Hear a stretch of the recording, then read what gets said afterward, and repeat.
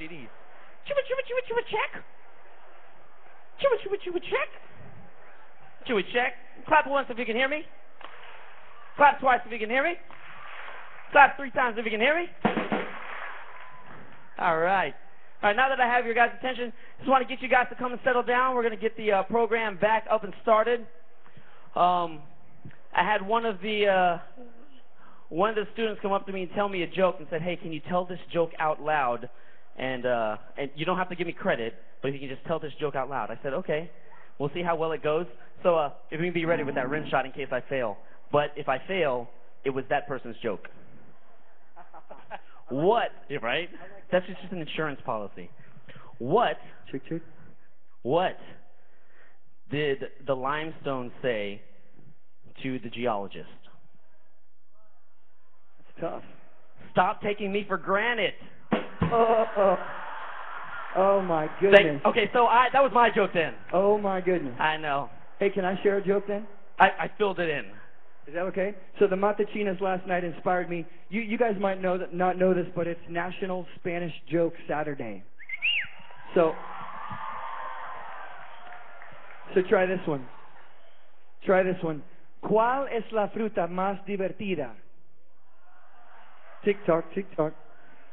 The answer is, what is the funniest fruit? And the answer is, naran, ha ha ha ha ha ha ha. You like that?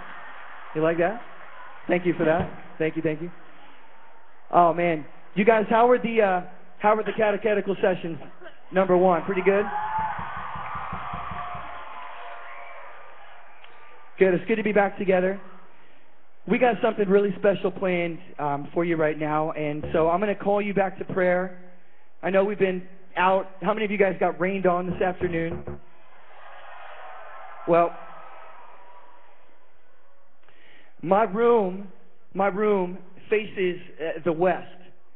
My room faces the west, so I got this big, huge window, and as that storm was coming in, I just made it up to my room, and I watched as that storm was rolling in from the southwest side of town. You could see it covering the highways, covering the trees, and as the rain was coming down harder and thicker, you could barely see out into the distance. And as the rain started to hit my window, it occurred to me that the rain for us is a sign of God's overpowering and overwhelming love for us today. You know, we've been talking about God's unseen love, and He says, well, here, what do you think of this? I want to show you how much I love you. So all we need to do, guys, the whole trick behind this is just to stand in the downpour while we're here this weekend and to let God drench us with His love. Amen? Amen.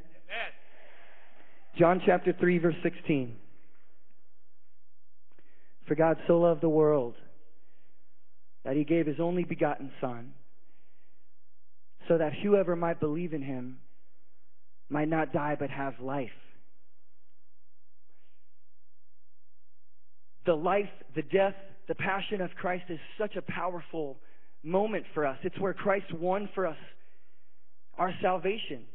It's the passion of Christ is where Christ did for us what Dave Hartsock, that skydive instructor I told you about last night, that's what he did for that lady. Christ took our place, as Jackie said today so well.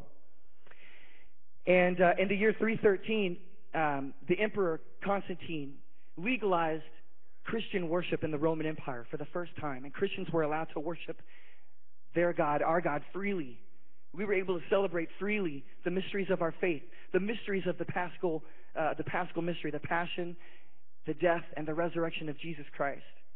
And a few years after that, Constantine erected in Jerusalem, in the heart of Jerusalem, a beautiful church that still stands today. And I've actually been there. It's called the Church of the Holy Sepulchre, in the site that is believed to be the site of the crucifixion of Jesus Christ. And beginning the next Holy Week, the year after that Church of the Holy Sepulchre was built, pilgrims from all around the world started to come and pay homage to the Christ who had given His life for us. And they started to come and they would reenact the last couple of the days of His life when He was sentenced to death, when He was charged with death, when He was betrayed in the garden, as He was scourged, as He was crowned with thorns, as He was beaten and then crucified.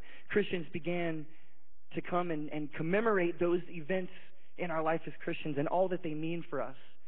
And we have a great chance this afternoon. We're gonna do the same thing. You guys have done this before. Over the centuries in the church, the practice of praying the Stations of the Cross has become so prayerful, so powerful, and so commonplace. And often we do this during Holy Week.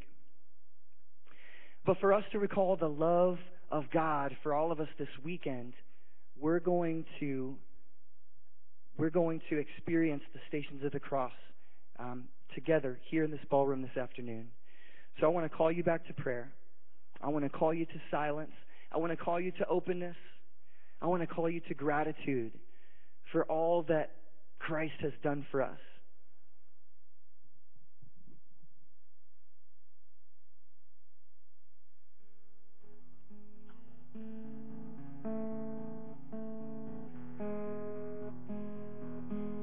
And here we are 2,000 years after the passion and the death of Christ, and none of us were there on that Holy Friday afternoon when Christ climbed up on that hill of Golgotha, and he took those nails in his wrists and in his ankles, his feet. None of us were there when he was crowned with thorns.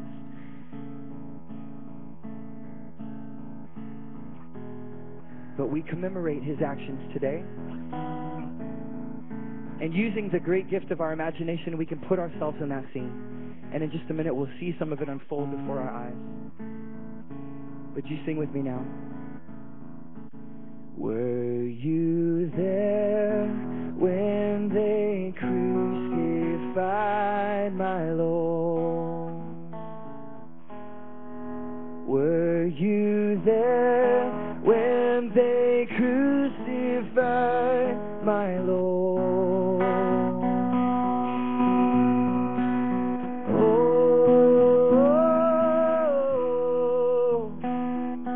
Sometimes it causes me to tremble, tremble, tremble. Were you there when they crucified my Lord? Sing that again. Raise your voice. Were you there when they crucified my Lord? Were you there when they crucified my Lord? Oh, sometimes it causes me to tremble, tremble.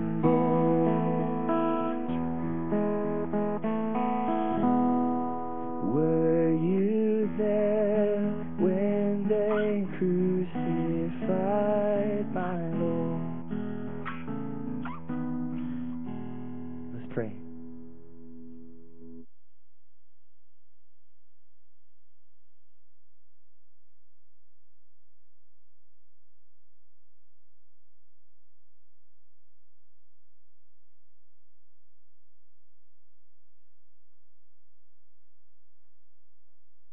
The first station. Jesus is condemned to death. Jesus, you stand alone before Pilate. Nobody speaks up for you. Nobody helps defend you. You devoted your entire life to helping others, listening and caring for others. They don't seem to remember that as they put you to death. As a young person, sometimes I feel alone. I feel that others don't stand up for me and defend me when I am afraid. I feel like I'm not treated fairly. Help me to be grateful for what you did for me. Help me to accept criticism and unfairness as you did and not complain. And help me to pray for others who have hurt me. We adore you, O Christ, and we praise you, because by your holy cross you have redeemed the world. The second station. Jesus carries his cross.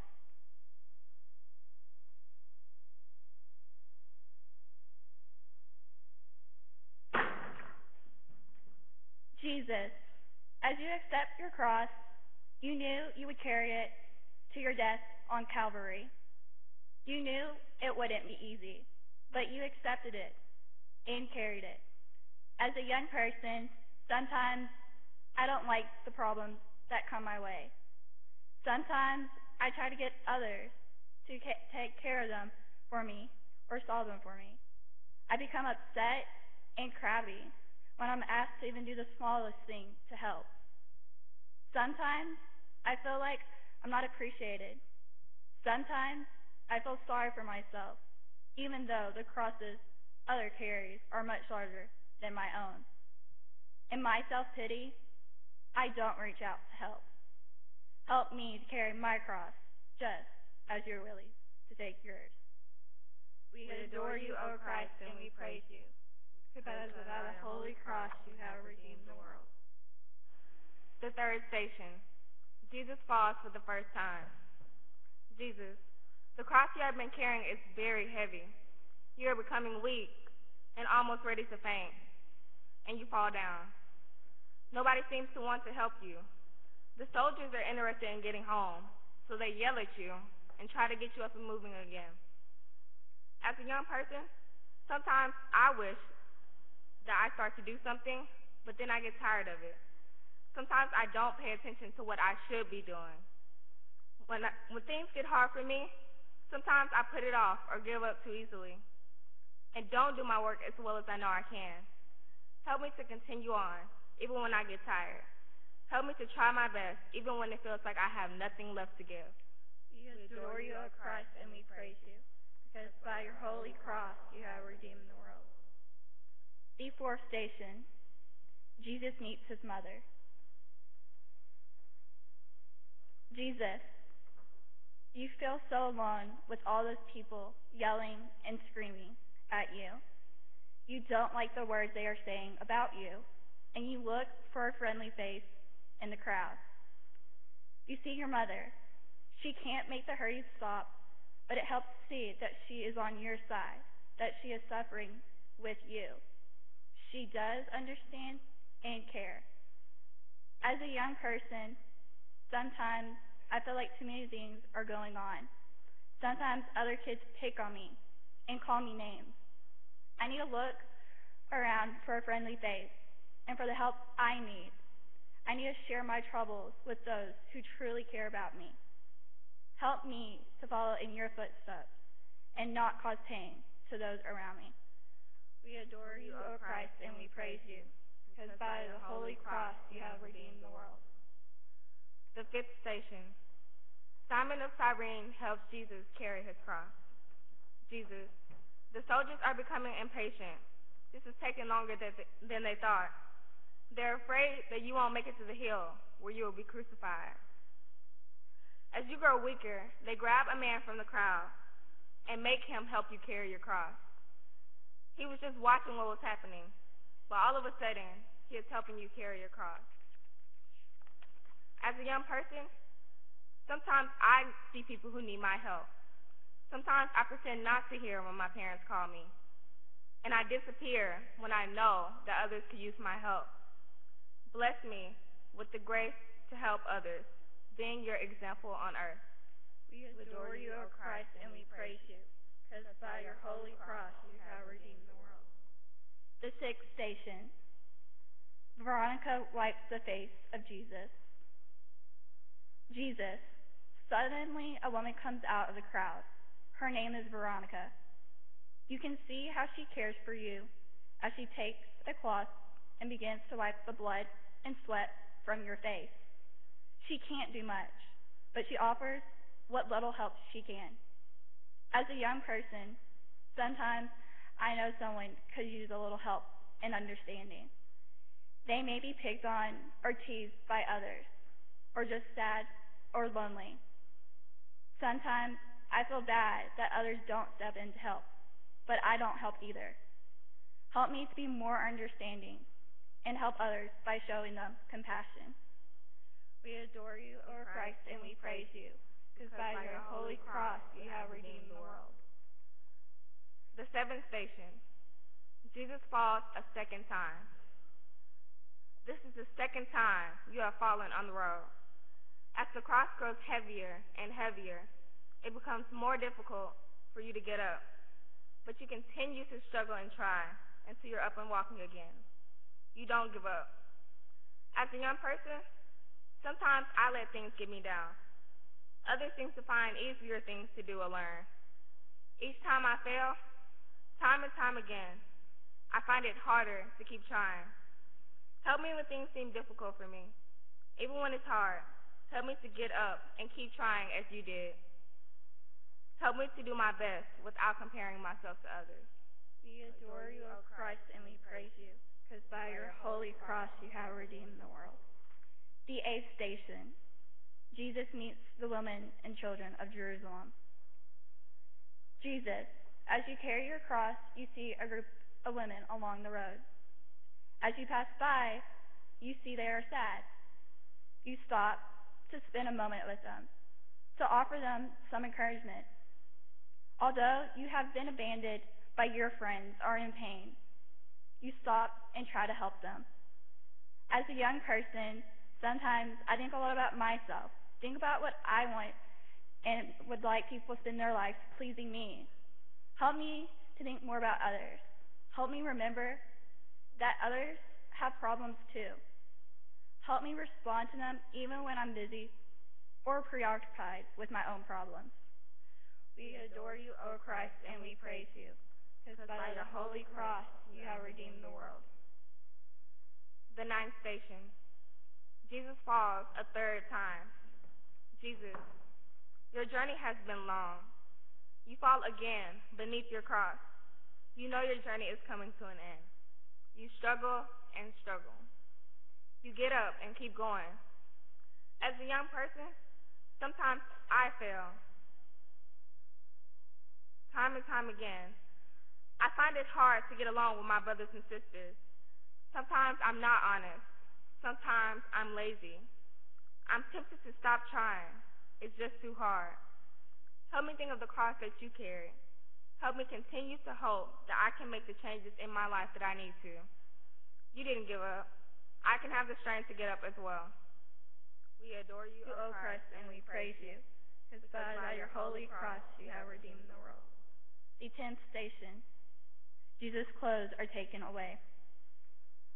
The soldiers notice you have something of value.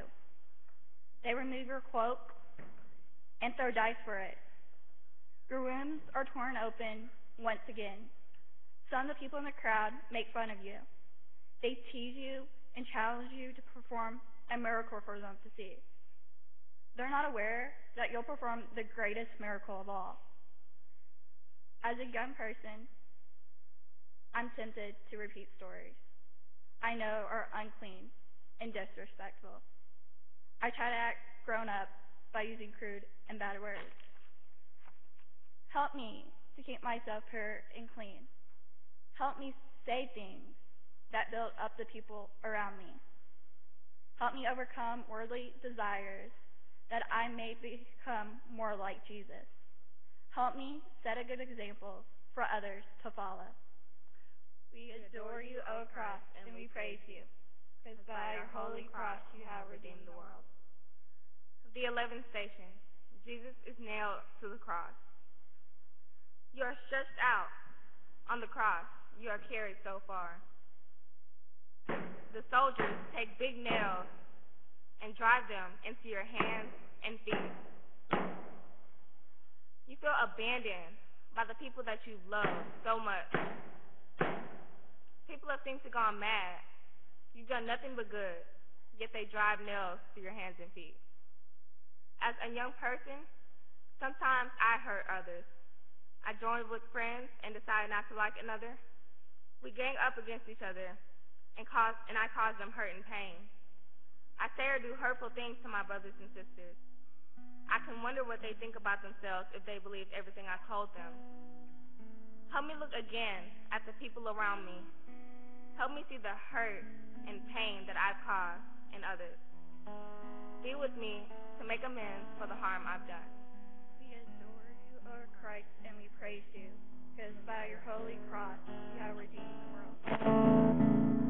The 12th station. Jesus dies on the cross. As Jesus hung on the cross, He forgave the soldiers who had crucified him and prayed for his mother and friends.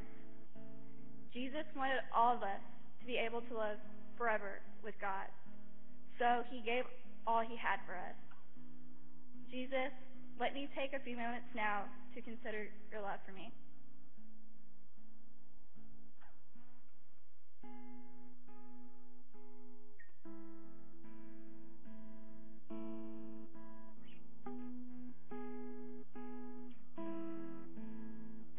Help me thank you for your willingness to go to your death for me. Help me express my love for you.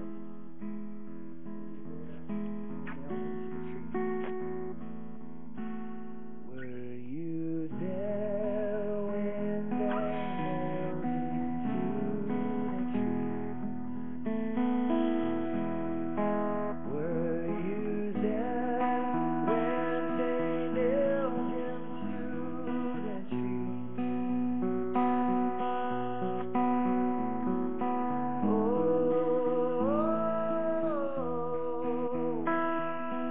Sometimes it causes me to tremble, tremble, tremble.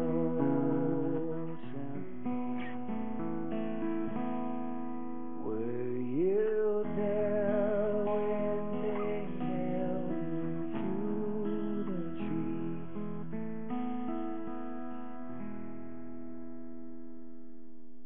The 13th station. Jesus' body is taken from the cross.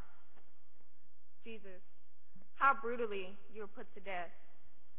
How gently you are taken from the cross. Your pain and suffering are now ended, and you are put in the lap of your mother. The dirt and blood are wiped away, and you are treated with love. As a young person, sometimes I treat people better when they're sad or in pain. When somebody dies, I become very kind and gentle.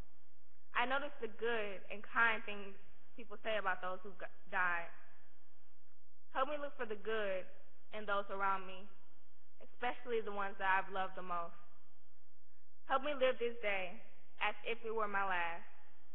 Help me become a more gentle and loving person through my greater appreciation for those around me. We adore you, O Christ, and we praise you, because by your holy cross you have redeemed the world.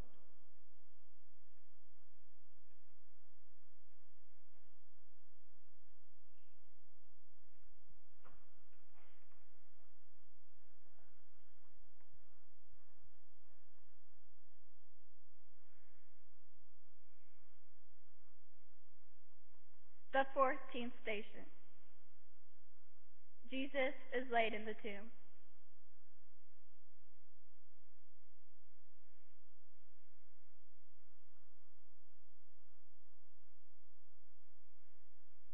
Jesus, your body is prepared for burial. Joseph gave you his own tomb. He laid your body there and rolled a large stone in front of it, then went home. What a sad day it had been for so many people. As a young person, sometimes I try to keep everything for myself. I find it hard to share my needs with my brothers and sisters and with my friends. Help me think of Joseph of Arimathea, who risked his own life as he accepts Jesus' body for burial. Help me think of how Joseph loved Jesus so much that he gave his own tomb.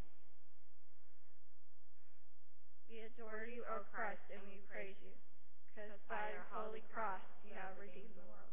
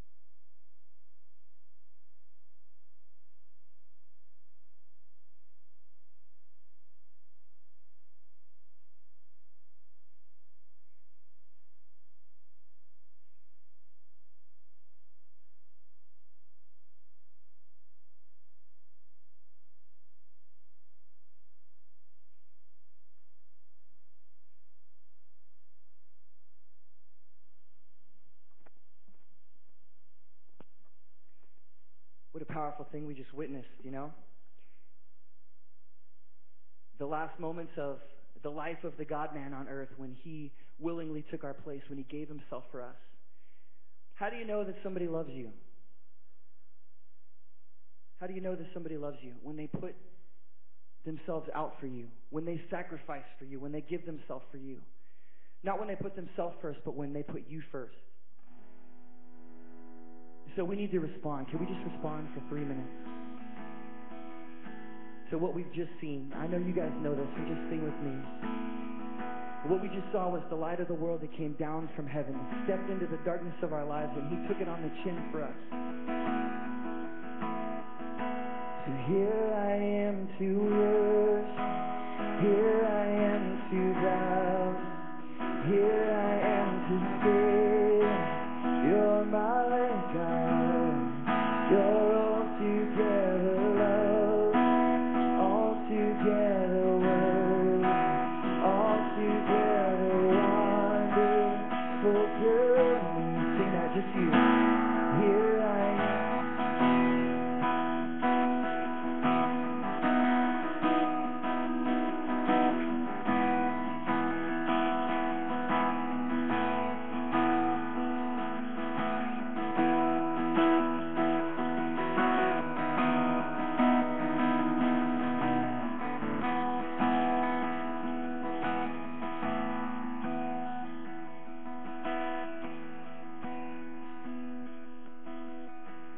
All right. Thank you so much, Ben. We're going to introduce our next keynote. Give it up for Ben, everybody.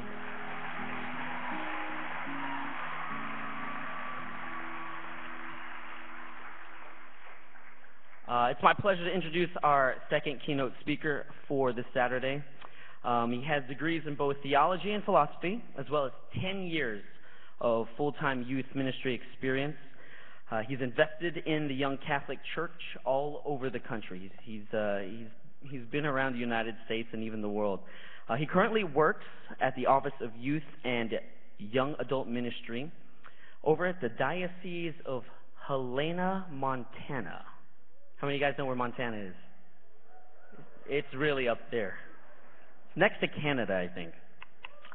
But Doug has been called to share his ministry for more than 5 years with an immense amount of success and outreach, and he writes new material for all the events.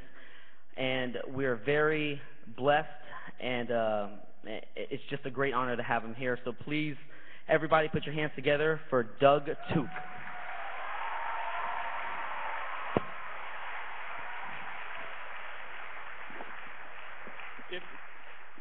It's close to Canada, for real?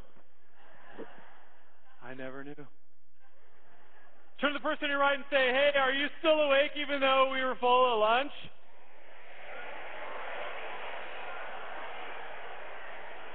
Turn to the person on your left and say, dude, I'm totally awake, and if you yell at me again, I'm going to give you a cosmic wet willy.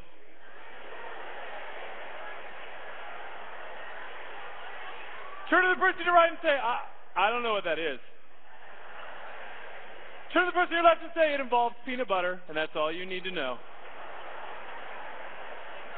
All you need to know. You know, it's amazing. I'm a movie fan, and movie fans, it's amazing that new Star Trek, great movie, yep. Avengers, cool. Batman.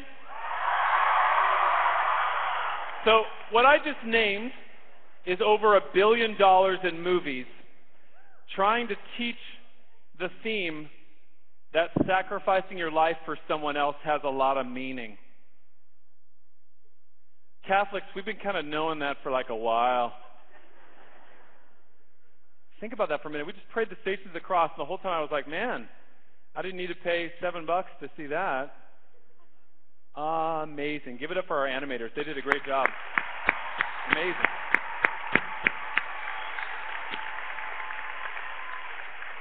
How about Jackie Francois, huh? I know. My youngest daughter has Down syndrome, so she has like a lot of sign language. So we just taught her diaper, poopy. Poopy diaper. change it, because your butt stinks. I just wanted to share my sign language with you. So between the grades of 6th and 8th, I grew from 5 feet 5 to 6'3", the height that I am now. Growing pains, I know. And then in middle school, some of you boys can relate to this because you're in the middle of it right now. We go through this thing called puberty, otherwise known as the plague, right? Where our voices kind of change, right? Father Dad talking about a story about chatting up a girl. I was totally like, dude, I can relate, right? Everybody in the room, all the guys were like, carnations, write that down. So your voice changes. This is a total guy thing, right? So you're like, good morning, Mrs. Cutler. I'm here for class, right? So I had 2 high school siblings, and Halloween came around my 8th grade year. Totally got the plague, going through puberty, get the awkward hair lip, right? Okay? And I'm thinking to myself, this might be the end of my trick-or-treating career. I'm fairly certain Halloween is not going to go the same for me. And I was sad. How many people trick-or-treated this year?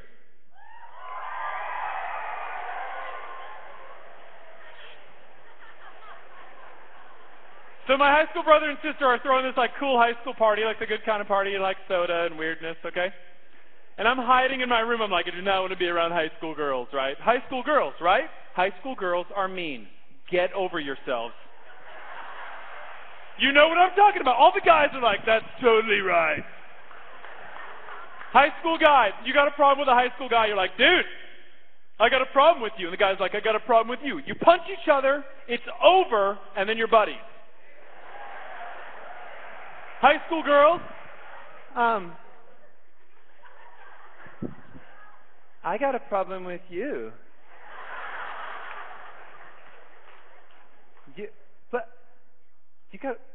I got a problem with you.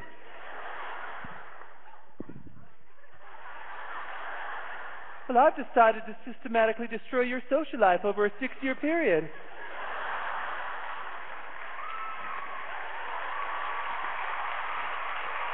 Okay, so Halloween party, I'm hiding in my bedroom. I'm like, there's no way I'm doing this. And my buddy John Herbison, he's like 4'0", weighs 7 pounds, comes over to my house. He's like, let's go trick-or-treating. I'm like, I can't, I have the plague. Let's go. So we go to the garage. Some of you have this, like a Rubbermaid bin of all your Halloween costumes from like years gone by, right? Okay. So I dig into the bin of black pants, black turtleneck, black pillowcase with eyes, ninja. Good to go, okay? John takes a pair of my dad's size 13 tennis shoes, puts them over his shoes, okay? Orange, yellow, and green Bermuda shorts, green shirt, green baseball cap, and he goes, let's go! What are you? I'm an alligator. Let's go! Grab the plastic pumpkins, walk down the street. First house, not making this up. Trick or treat, right? Ring the doorbell. Lady comes out. Trick or treat. And she goes, don't you think you're getting a little old to do this? Yes. John, trick or treat, I'm an alligator. Oh, take the bowl. This is crap. We go all the way down the block. We're coming back. I'm done. I'm tired. I'm not getting much candy. My ninja skills are slacking. And we see this house up on the hill. Long driveway, one light, one of those like little solar-powered landscaping lights. I'm like, dude, I don't want to go up there. John's like, no, come on, let's go, more candy. I'm like, yeah, for you. Pre-plague. So I walk up, and I ring the doorbell. Nothing. I'm like, oh, come on. And as I turn to go, I hear this. I'm like, what? And I look down, and in the shrubs is this full-grown man in a Carhartt jumpsuit with a Jason hockey mask holding a freaking chainsaw. To which I responded, and I turn and I run, and the dude with the saw stands up and revs it. He's like, ah! And he runs after me. And I look and I see John a half a block ahead of me.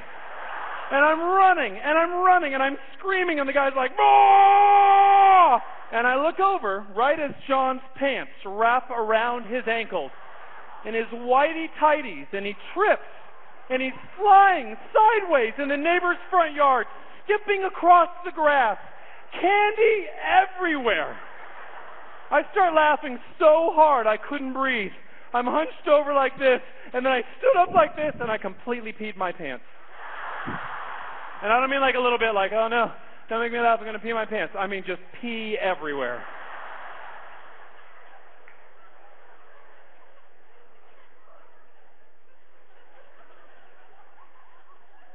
To which the guy goes, "Happy Halloween, you guys," and he walks off.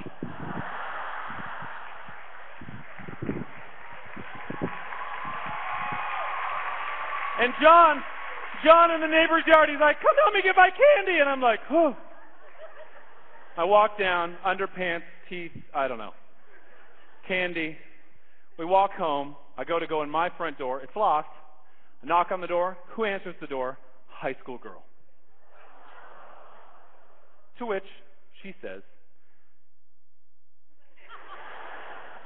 "Say it. Trick or treat." She goes, "You peed your pants."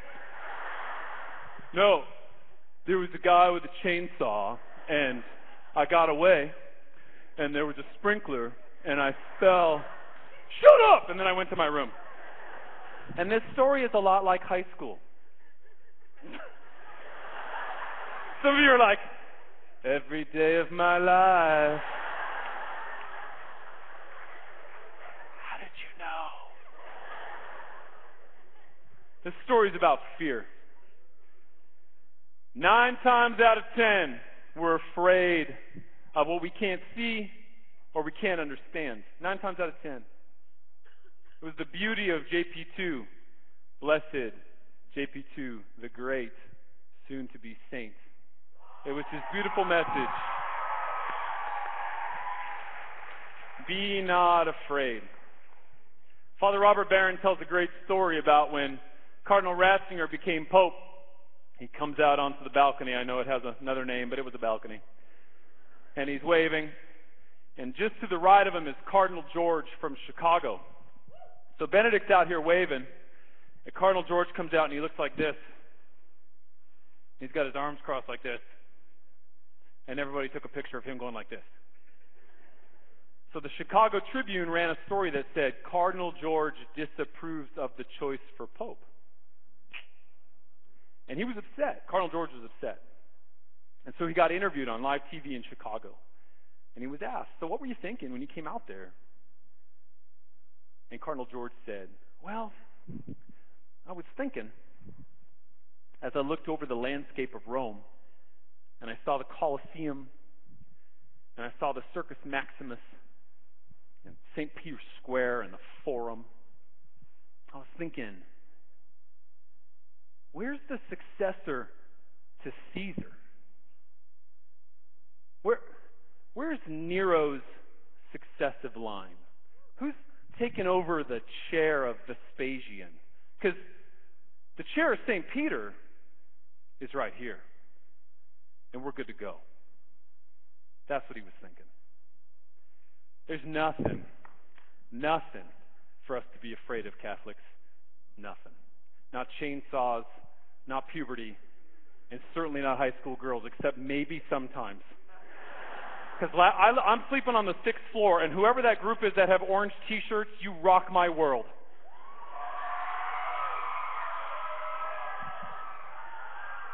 This session is about pure-hearted love. It's about really understanding what it means to give our heart to our King and Savior. Jackie did such a beautiful job setting the stage this morning about what love is, what we've been commissioned to do as lovers of Christ. But the question is, that can't be a one-way relationship. This thing, this heart that's part of our bodies, that are inclined to sin because of our human condition, that can't stop salvation from happening. Christ is too powerful for that. And yet, it is fear that keeps us from being the holy men and women that we were designed, that we were built to be. Everybody make a fist with their right hand like this. And say this word, coraggio. Any Italians? Do we have any Italians out here? I'm Irish. I can only speculate, all right? Everybody say it again, coraggio. And then do you like your best like De Niro? Coraggio. Okay? Coraggio. Okay? Coraggio is this beautiful Italian word because it means from the heart. From the heart. And you'll notice it's also the root of the word courage. From the heart. Corazon. It means that this thing that's inside of us was built to make us better Christians. It was built to make us in union with the body and the blood. How many people have ever heard of St. Patrick? Yeah. How many Irish out there? Any Irish? How many are only Irish on St. Patrick's Day? Good enough. He's actually Welsh. He's not. Did that break your heart just now? If I'm the first person to tell you that, I apologize. He was kidnapped when he was a teenager. He was made a slave by this kind of like weird druid sect of pirates that used to vandalize people. I know, what do you do? Loaded a lot of boxes on ships and then escaped and then like got on a boat and got to Europe. And the whole time he was in the rain in Ireland, he wanted to either play rugby or be a priest. And priest won out, okay? Because his heart was pursuing God, and he begged to be sent back to Ireland to evangelize. So a lot of times when you see Patrick, he's pictured with like a green alb and like a pointy hat, right? Because all bishops headbutt each other, right? No, they don't. Don't share that with the cardinal, okay? But if the cardinal does headbutt people, I'll bet he's good at it, okay? He's not actually like that. Patrick, when he went to Ireland, wore a full suit of armor because he totally expected to die. He totally expected that these crazy Irish weirdos were going to just trample him because of their deep-seated heritage into their own worship of the earth and different kinds of things. So that's where his prayer came from. Christ above me, Christ below me, Christ in me, Christ in you. But he didn't die. In fact, those of you that work for the church, you'll totally respect this.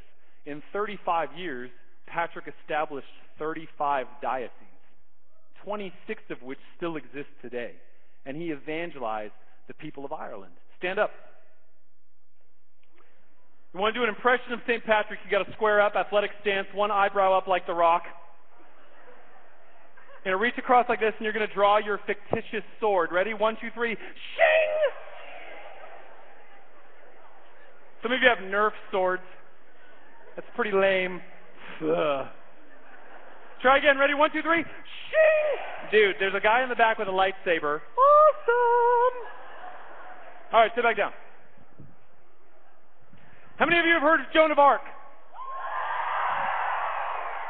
You know, 14-year-old French girl getting up, getting ready for middle school. She's like in the bathroom brushing her hair, and the Archangel Michael appears to her and says, here's the thing. I was wondering if you have time to if you could borrow your dad's armor and go to the front of the battle lines, and then if you could just tell the king that you're going to take over the army so that you could reestablish the city where they could give you the crown to actually be the king of France to eliminate the English from our homeland. Could you? And Joan's like, there's a boy I like at school, and I'm not sure I don't know if I can. Maybe tomorrow if you could. I'll think about it, but maybe tonight we could talk. I don't know. And then she left. So that happened for 4 years. And then when she was 18, that's what she actually did. That is crazy awesome. Okay, Joan of Arc, give it up for Joan of Arc. So it's a little known fact that Joan of Arc was really gifted with a javelin. So stand up. You're going to hold your javelin in your right hand, and you're going to go wah, and throw your javelin. All right, you ready? 1, 2, 3. Wah! All right, sit back down. How many people have ever heard of St. Boniface? Love St. Boniface. Boniface was Italian, and he begged to get sent into the Black Forest, which is now modern-day Germany. How many Germans are you? Are there? You can thank St. Boniface for this. The Germans had been like evangelized by like the Vikings, the Norse, right? So they had Thor, right? Thor, right? Odin, right? So Thor, and then Thor was like dating Princess Amidala, right? And then he had like a hammer, and he liked to hammer things. No, okay. It's Valhalla, okay. But part of that culture, okay, was that in the center of these Germanic towns, they would have these huge, mature pine trees. I mean, huge. And if the tree was really healthy, it meant that they were blessed by Odin. So having like this sweet tree in the middle of your village meant we are strong and awesome, okay? Boniface, I'm not making this up, would go into these towns and chop the tree down. And then wait for them all to come out to kill him, like you do. This story's a lot like junior high, right? Every day of my life. But he didn't die. He died of old age. He lived into his 90s.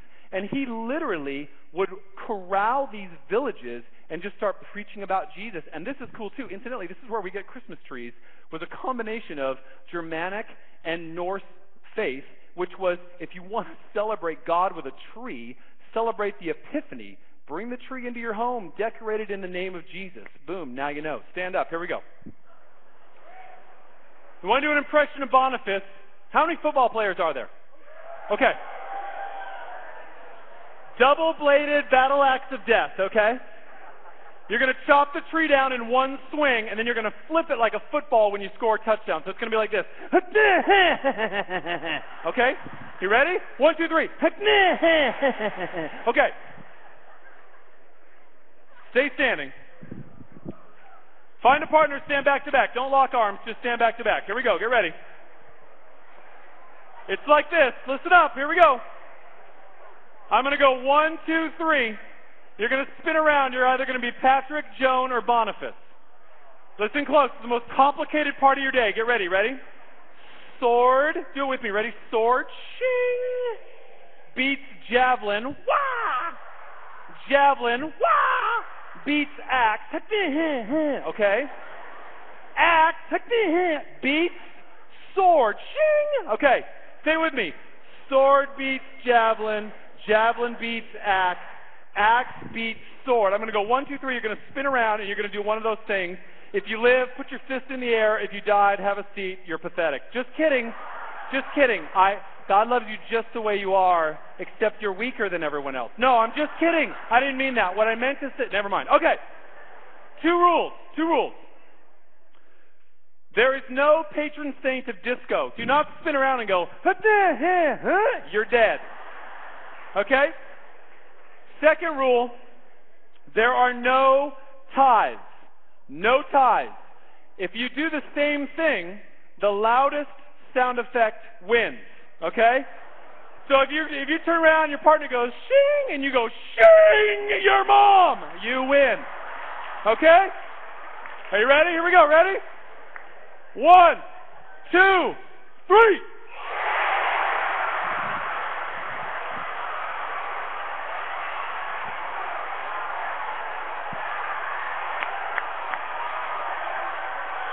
Awesome.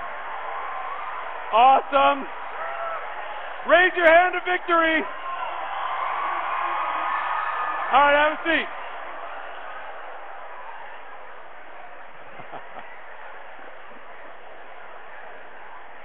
That was great. All the people that raised their hand when I said, are there any Italians? They're all like, this is too violent for me. The Irish are like, what's going on? And the Germans were like, another! Bring another! Okay.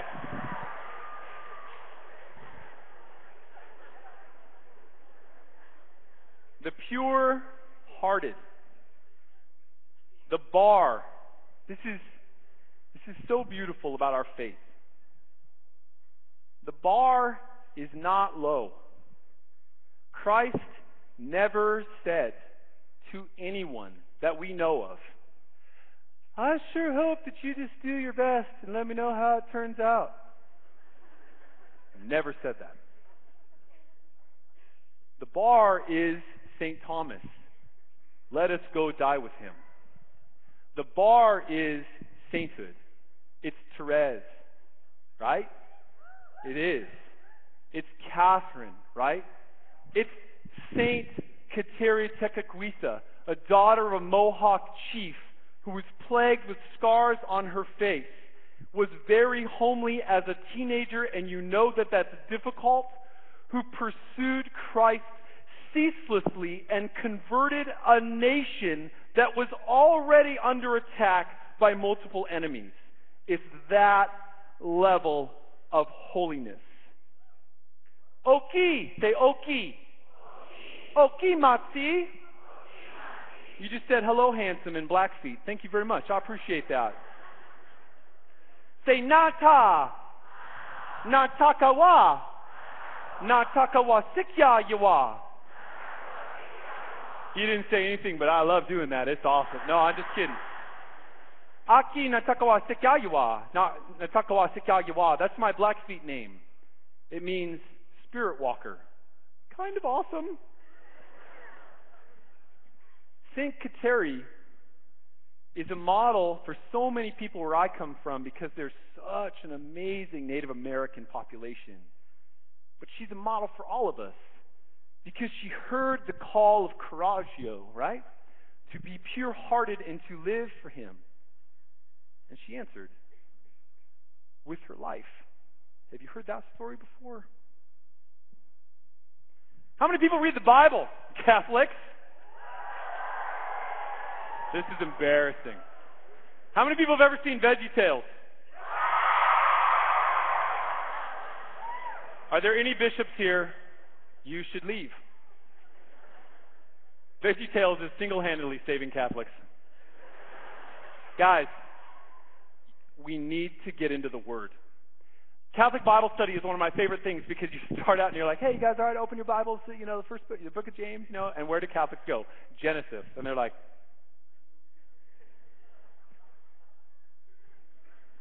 is it alphabetical? I'll get there. The devil loves to put dust on your Bible, people. Read your Bibles, right?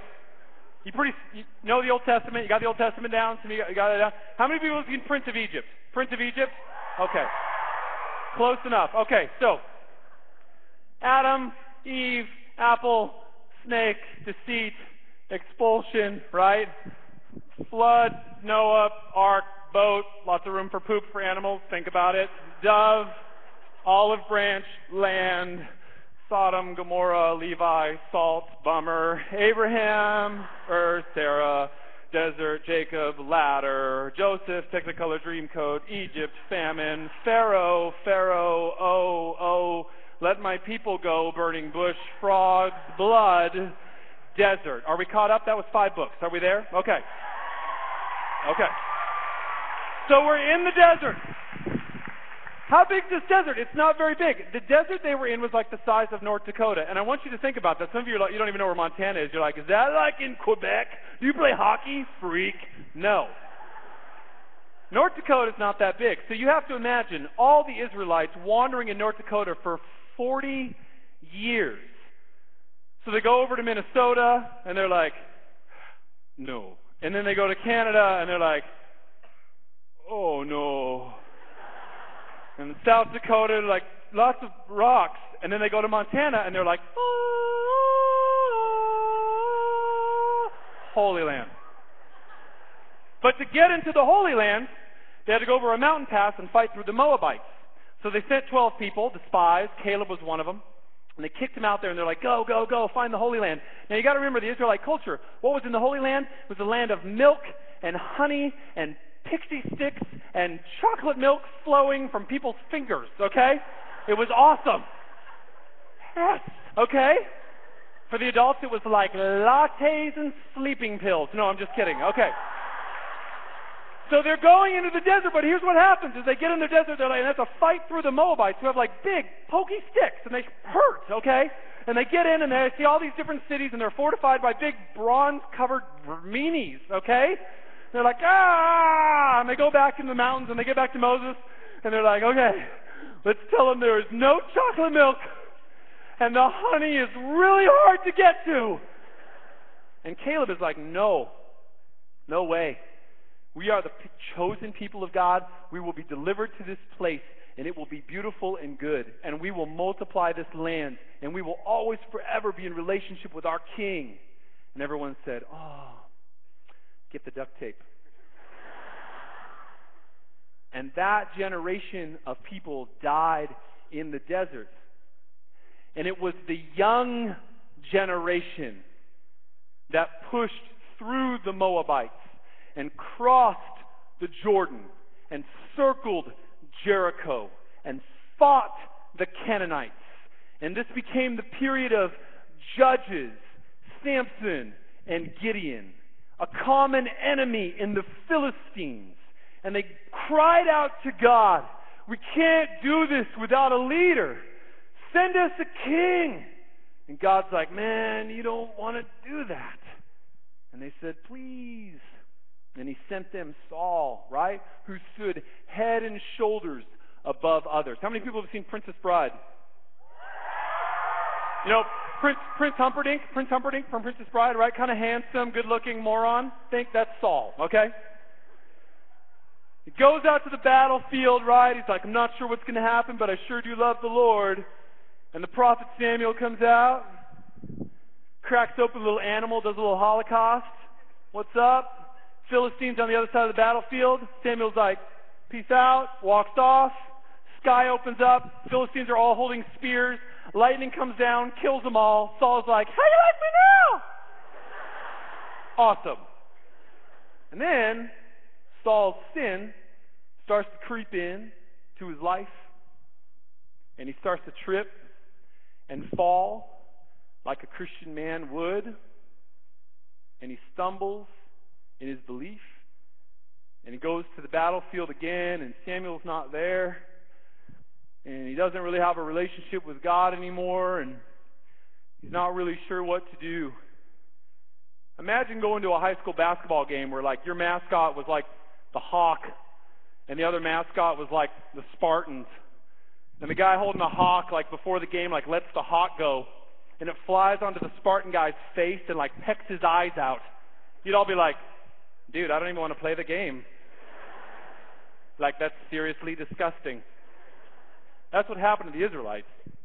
They brought the Ark of the Covenant out, right? The box with the manna, the 10 Commandments, the Twizzlers. No? Read your Bible, okay?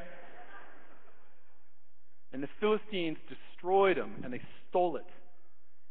And Saul's son Jonathan snuck into their camp, poked a couple guys with sticks, and they died, and got them all fired up. And they came over onto this hill over here.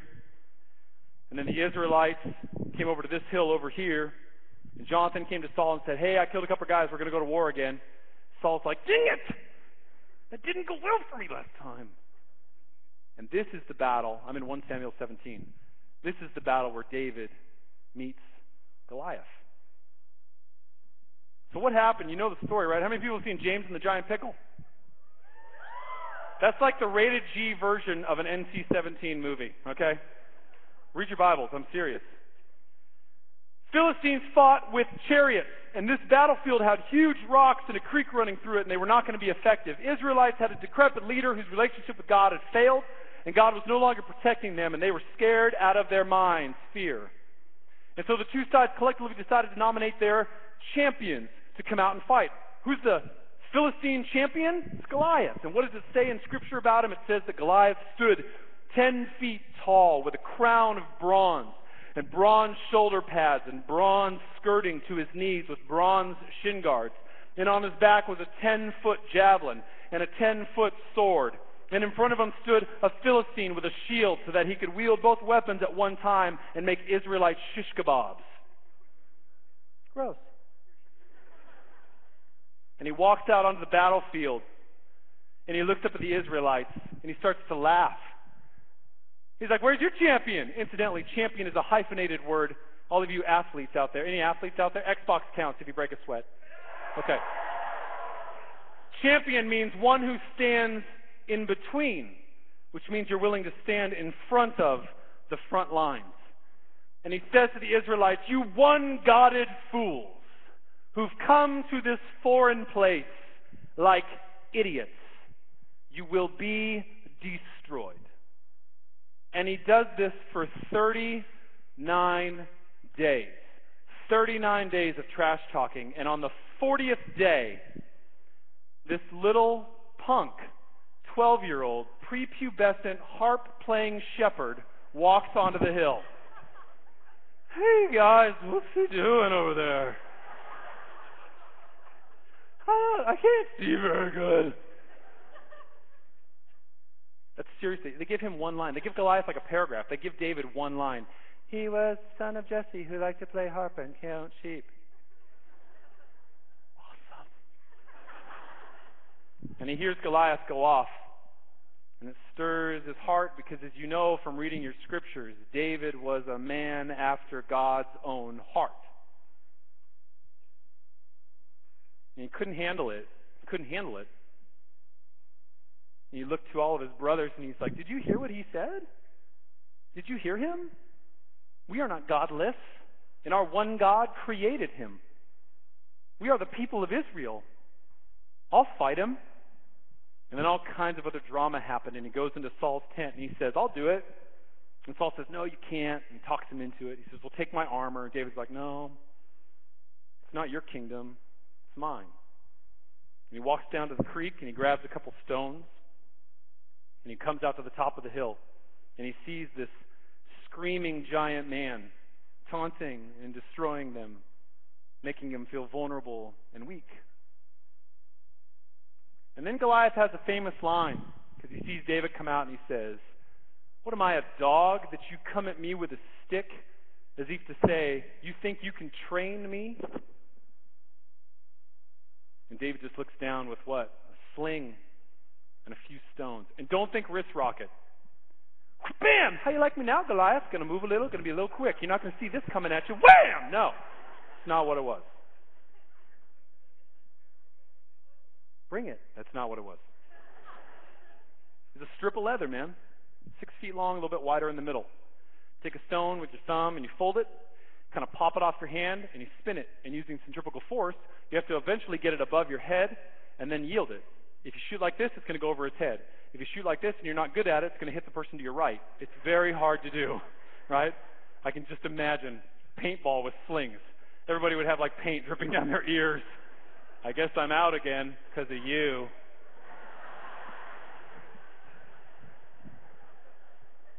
So he's standing there. Goliath looks up at him, and then it comes on. Oh, you can just see it. "Oh, you're it? You? I will lay waste the people of Israel. You will become food for the beasts of the earth. You will become fodder for the birds of the sky." And David goes, "Bazinga!" Because without knowing it, Goliath cited Scripture. But David knew his Scripture. He knew his Scripture, where God says, "I will lay waste the enemies of Israel, and they will become food for the beasts. Your enemies will be fodder for the birds of the sky." And David gets a charge because he knows, because his heart pursues the Lord, that the Lord is present. And he says, "I'm sorry, what did you say?" And that 12-year-old boy gets a charge in his body. Not just a feeling, but a transformation. And he says, "I'm sick of this." He says, "We will make you food. You will be pecked out from the birds of the sky. We are the people of Israel. This land was given to us. We are his chosen people, the sons of Jacob, the sons of Abraham. We were brought here by Noah. This is ours, and it will not be destroyed by you." To which Goliath responds, "Oh, it's on." And then it says in Scripture, 1 Samuel 17, that David starts to run down the hill. And as he's running down the hill, as he's running, he loads the sling as he's running and starts spinning over his head downhill. Now remember, Goliath has a shield bearer in front of him, so he's moving like this. Goliath draws both of his weapons. David launches in the air like Neo from the Matrix and fires a stone. And then it says in 1 Samuel 17 that the stone embeds in Goliath's skull, gross, dead. Philistine shield bearer runs off. David jumps on top of Goliath, takes his sword, hacks his head off, holds up his head. Ah! The Philistines are like, we lost. The Israelites are playing cribbage, eating pizza. They're like, oh, we won. They run down the hill and they chase the Philistines hundreds of miles through the desert, killing them along the way. They were lost in North Dakota for 40 years, and in one day they run hundreds of miles killing the Philistines. God is good. David takes Goliath's head, gross, goes all the way to what will become Jerusalem and throws it on the ground where what will become the temple and says, I'm going to go home and count sheep and play my harp. And then he walks off. And this story is a lot like being married. Every day of my... No, I'm just kidding. No, honey, I didn't mean that. You're hot too. And I love our babies. Okay, no. Unbelievable. This is not a rated G story. Here's the best part. In 2 Samuel, the documentation of the rise of the kingdom of David, the friendship of Jonathan, David's brave men, the conquering of enemies. Saul had to die before David could become king. All kinds of amazing foreshadowing. It says the house of Goliath continued to fight the house of David. And every time, David won. What are we afraid of? What are we afraid of? I don't know what your Goliath is. I don't know what it is. But I know you have one. And I know every day you face it down. Every day. And I also know that for some of you, your Goliath towers over you.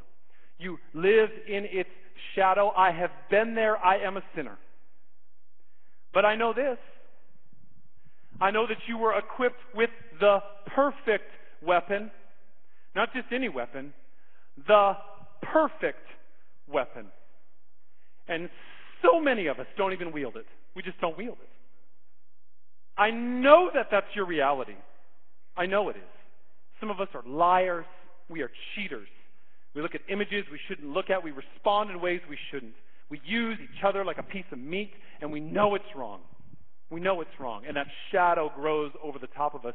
But I know for a fact that you were equipped with the perfect weapon, and it's not one battle. You want to know the secret of being the pure-hearted Christian is that you get up to fight every day. Every day. John 10:10, I came that you might have life and have it to the full. Ephesians 6, put on your armor, right? Romans 12, do not conform, but be transformed by Him. That is wisdom for the ages. Catholics, you need to get in the Bible. You need to open yourself to the Scriptures. Stop trying to master it and let it master you. And just listen to the Word. That 12-year-old was equipped with everything he needed to conquer the enemy. And that 12-year-old's house is the house of Jesus Christ, our Savior, who we say we come to and become one with. That's not yielding weapons. That's unity with deity. That is godliness flowing through us. Every single one of us in here from this morning is a vessel of the precious body and blood of Christ. This bishop that I used to work with, he had one of the greatest homilies at confirmation that I'd ever seen in my life. He stood up in front of all these confirmation candidates and he goes, all right, quiz time, to which every youth minister is like, oh crap, I'm really hoping that they listened. I'm going to get a donut, okay? And he goes, Is Jesus Christ present in the bread and wine at Eucharist? And then everybody goes, I know that one. All the hands go up. This first beautiful teenage girl, she goes, absolutely. And then the bishop goes, oh no. And then the youth minister goes, oh no. He crosses the room and he goes to this young man, and the man goes, absolutely. Absolutely, yes. Total conviction, right?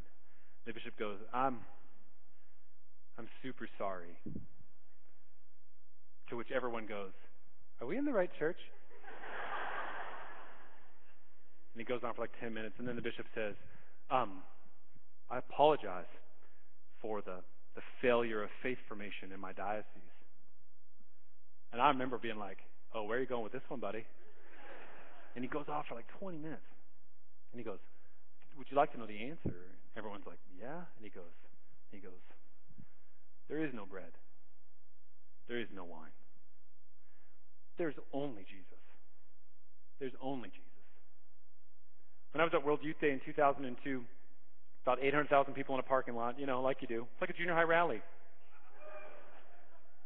And I had been to a couple of World Youth Days, but I was with a lot of folks that hadn't, and we were at Mass, and like today, it was this crowded Mass, and in the middle of Mass, some of the teens were like, man, how are they going to do Eucharist? It's going to be really weird, and I don't know how they're going to make this work. And I go, well, actually, it's kind of amazing. I said, what you'll see is you'll see like 2,000 Eucharistic ministers, and they'll come around the corner with these yellow umbrellas, and then they receive a vessel of the precious body, and then they pop open the umbrella, and they start levitating above the crowd, and they say, body of Christ, like Mary Poppins.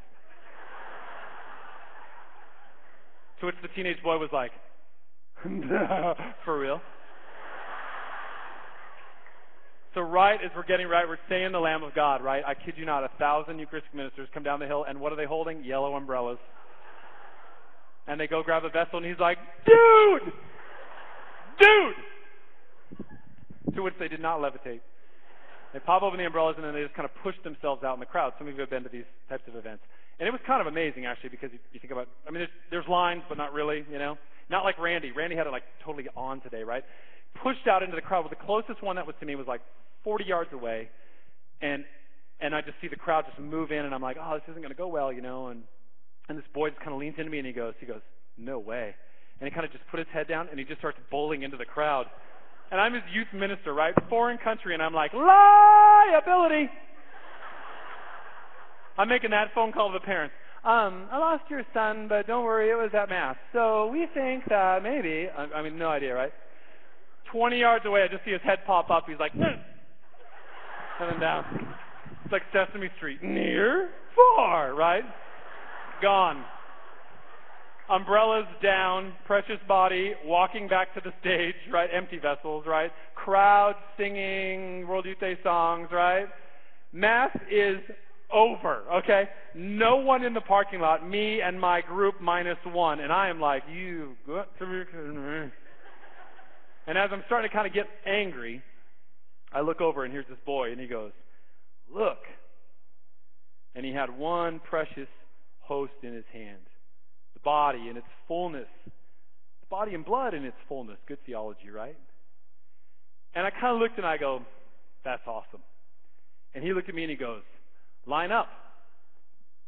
And I don't really care if it wasn't kosher. We lined up. And he broke it 27 times. And he said, body of Christ. Body of Christ. And I remember being last in the line, and I remember receiving it, and then taking my pinky and going like this and saying amen, and never being so full of the Holy Spirit. Man, I'll tell you what. The bar is sainthood. The method is holiness. The fuel is Eucharist. Sometimes we don't even hear the call. You guys are an amazing group of young people. You're amazing. You're so handsome. You're so pretty. You're so energized. You're so loving, right? Yeah, give yourselves a round of applause. Absolutely.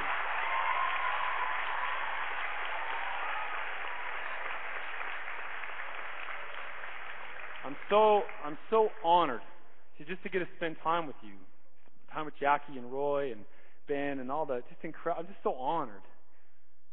But my heart just burns because I desperately want the young church to take seriously the call. You know, it's like Jackie says, it's not about feelings. It's not about emotion.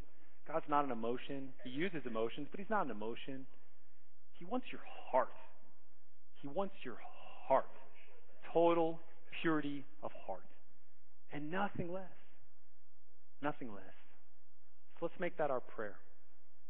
You know, Jackie mentioned putting your hands out in front of you this morning, and I want to tell you just a quick story, which is I have a friend of mine. His name is Father Mark Lindemann, and he went to the North American College in Rome, where Roy did some studying too, and he didn't know any Italian, and all the classes are taught in Italian. Awesome. And he was a smart dude, and he kind of showed up for class and lasted like 4 days, and was like, "There's no way. There's no way this is going to work." And so he went into the chapel, and he put his hands on the pew like this, and he extended them forward, and he just started praying. And this image of Christ, like Ben had mentioned, Christ's gifts and blessings pouring into his hands, and he just kind of realized he didn't want to miss a drop. You know what I mean? He didn't want any of it to get through his hands. He wanted to catch it all of it, all the blessings. So let's pray like that for just a minute.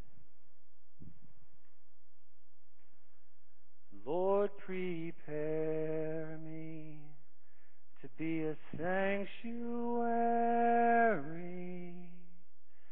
pure and holy, tried and true, with thanksgiving. I'll be a living sanctuary for you. Could I have just the ladies stand up for just a minute? Just the ladies. Brothers, just kind of let the ladies have a moment here, okay? Just let them have a moment. Ladies, listen to me. Listen to me. I'm a father of daughters, okay? I get to speak to this just a little bit. Listen to me. You are daughters of a king, okay? Listen to me. Nothing less. Ever. You are his daughter, which means the way you are right now is exactly what he wanted. And he longs for you as his daughter to just know him, just to know him, to talk to him, to just say thank you so much. And he longs for you to just accept that, the giftedness of who you were made to be, which is nothing less than a daughter of the King Most High. And don't you ever forget that. Ever. So let's pray, just the ladies. Lord, prepare me to be a sanctuary, pure and holy, tried and true, with thanksgiving. I'll be a living sanctuary for you. Ladies, have a seat for a minute. Men, why don't you stand up for just a minute? Brothers, listen to me. I'm a man of God. I'm a husband and a dad. And if you think that it's not manly to put yourself aside and to let the King of Kings, right? The King of Kings who elected to die on a cross step in front of you, you're crazy. Last week's readings from like Thursday was, my burden is light. Take my yoke upon you. Do you know what a yoke is? A yoke is like what they put around the oxen's head and pulled the wagon, which means God wants to be right there with you, He wants to put you in a headlock and look at you and say, I got this. That's how close he wants to be with you. And as a man of God, it's you who guards yourself from him. You enter into that relationship as nothing less than a son of the King. And you look to those ladies as nothing less than a daughter of the King, your sisters in Christ. And you seek your heart for courage, coraggio, for reverence and strength. And you yield to the feminine grace. And you embrace the masculine grace. And together, we will be his children. So let's pray, men.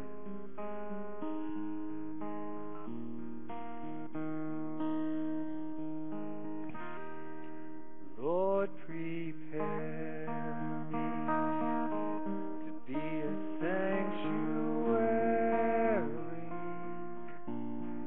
pure and holy, tried and true, with thanksgiving. I'll be a living sanctuary for you. All together, let's rise. Lord, prepare me to be a sanctuary, pure and holy, tried and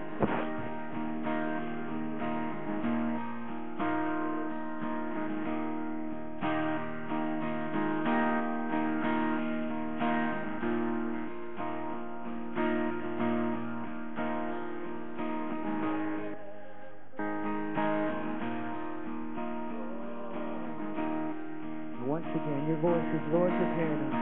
Lord, prepare me to be a sanctuary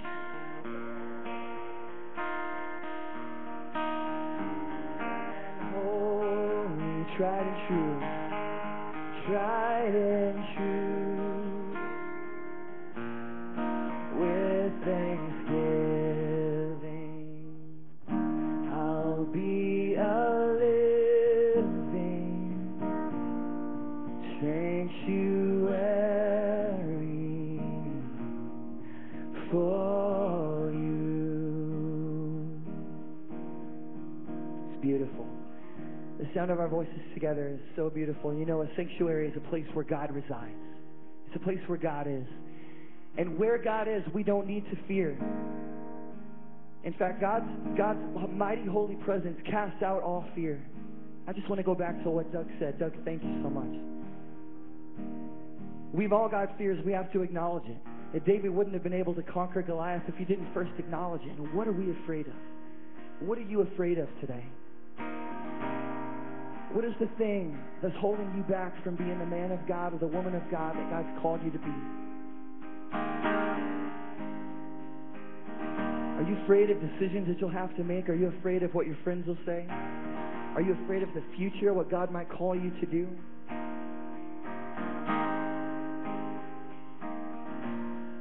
But we don't need to be afraid. We need to be bold like David and invite the power of God to come and be in us, to live in us, to make its home in us.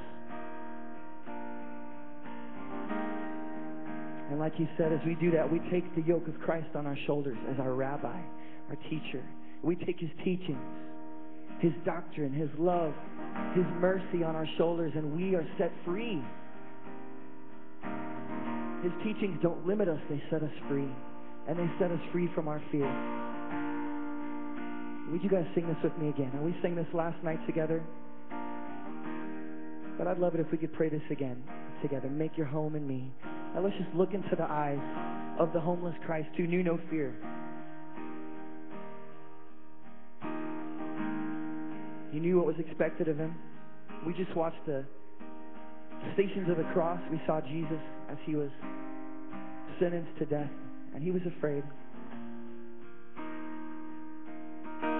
But he took his courage, his coraggio, and God who was with him, even through those dark moments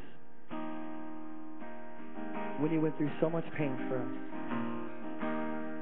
And sing with me, every fox a den, every bird a nest, but the Son of Man has no place to rest.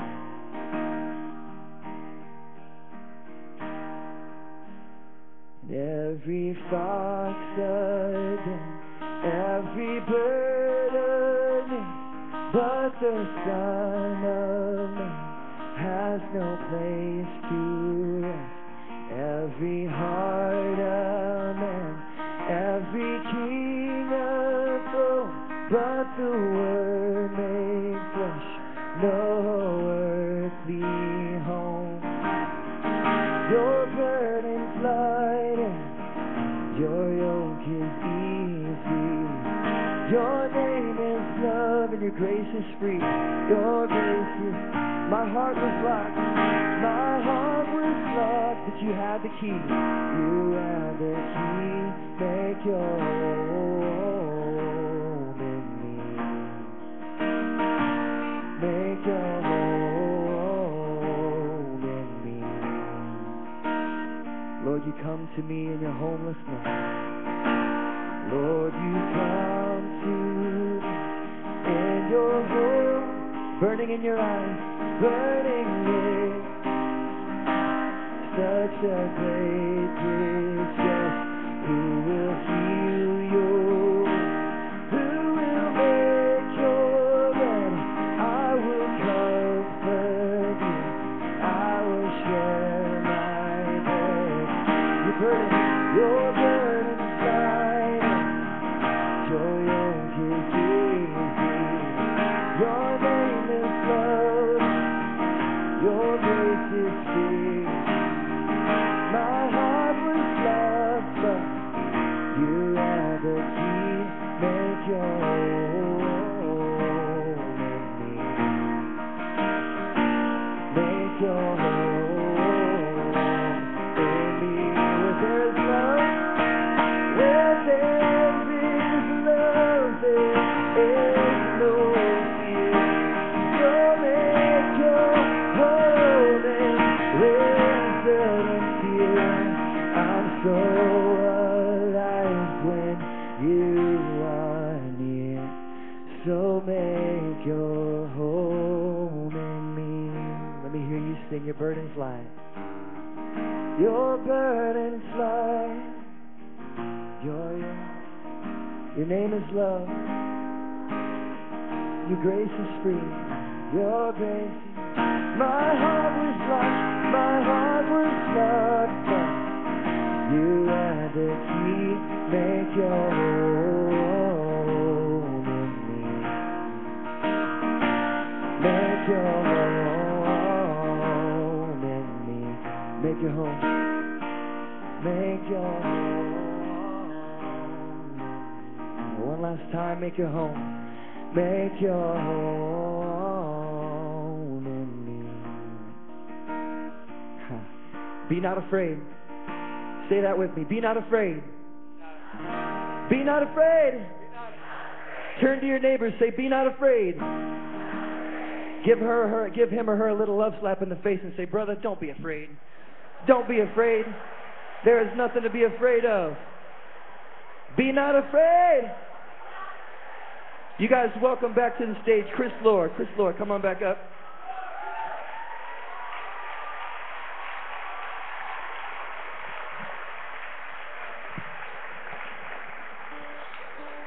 Another big round of applause. Give it up for Doug Took, everybody. Give it up for Doug. Doug's sitting right there.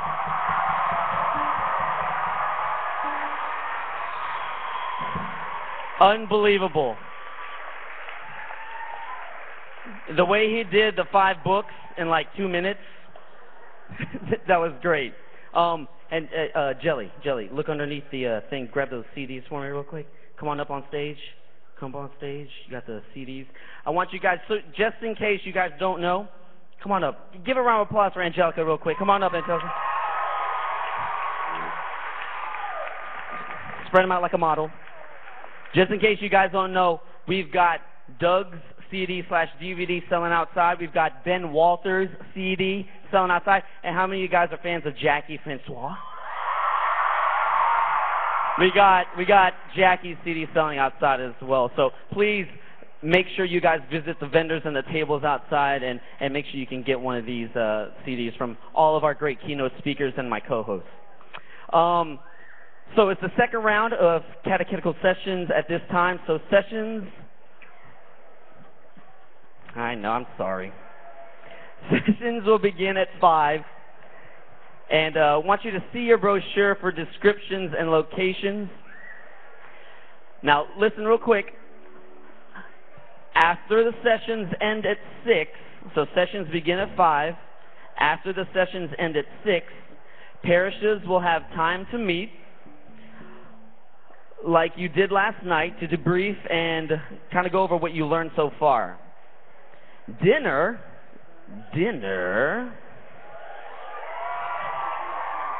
How many of you guys enjoyed lunch? Well, dinner is going to be really special. Dinner will begin at 6:45 on the second floor. So at what time? Some of y'all said 5:30. Y'all really want dinner early, huh? Yeah, essential. 6:45 on what floor? Second floor. So we want you guys to please fill all the spaces in the back of the ballroom and fill every seat. You may not get all of your group together, so please meet new people and fill every chair. This is it's a great event to go ahead and meet the person next to you. And we will meet back here in the ballroom at 8:15, and we'll start the session of our third keynote speaker at 8:30 sharp. All right, 8:30 sharp. So sessions at 5 o'clock. See your brochure for descriptions and locations right there.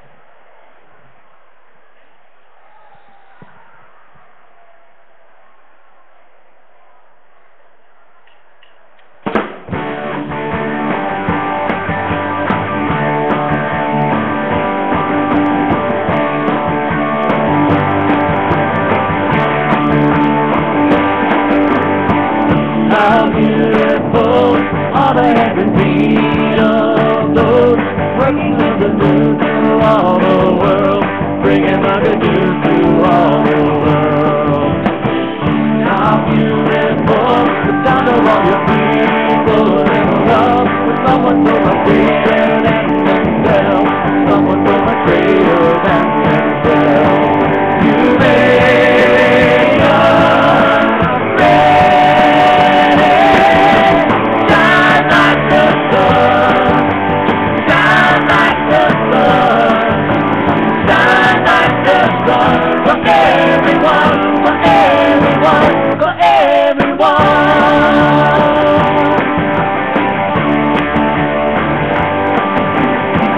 How beautiful are the 100 feet